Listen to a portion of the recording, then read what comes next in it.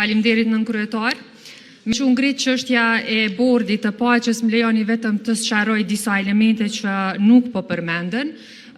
Unë e kuptoj që zotri Hoxhaj i thot këto sepse s'ka qenë në mbledhjet e fundit të Komisionit për Politikë të Jashtme, në fakt në asnjërin që kemi mbajtur deri më tani,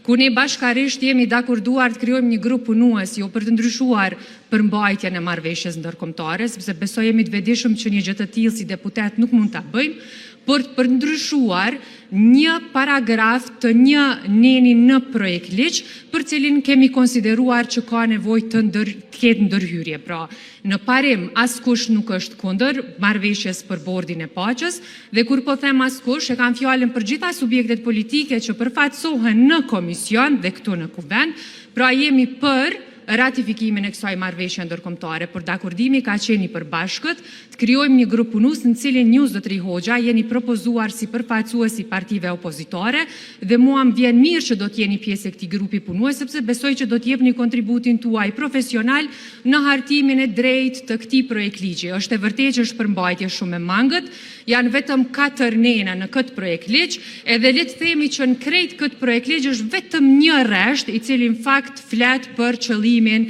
e kësaj marrëveshje ndërkombëtare. Nuk është marrëveshje ndërkombëtare që derivon prej Këshillit të Sigurimit të OKB-s. Marrëveshja e AISF-it është marrëveshje që hyn në rezolutë të Këshillit të Sigurimit të OKB-s, e cila është miratuar me votë nga anëtarët e Komisionit për Mbrojtje dhe Siguri, e që në fakt si marrëveshje ka nisur të trajtohet prej qeverisë, qysh në nëntorin e vitit të kaluar. Mos harrojmë që bordi i paqes pra është nënshkruar në shkurt të këtij viti dhe po tentohen të ndërlidhen, por besoni që janë dy marrëveshje krejtësisht të ndryshme. Pra po flasim për AISF-in, që është kontratë direkte drejt për drejt e Republikës së Kosovës me Shtetet e Bashkuara të Amerikës, një obligim cilin ne si shtet e kemi marrë përsipër dhe po e përmbyllim, sepse po kemi vullnet edhe të qeverisë për ta shtyrë përpara, por edhe të deputetëve për ta mbështetur me votë, ndërkohë po flasim për bordin e paqes, pra për një dokument i cili pritet të ratifikohet nga shtetet anëtare,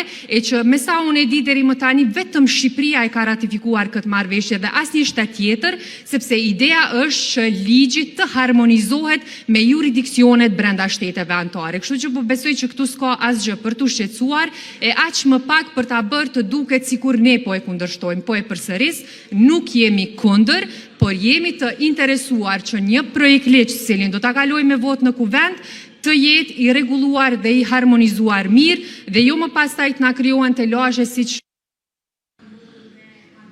Mirë, faleminderit zonja Kryezyllu.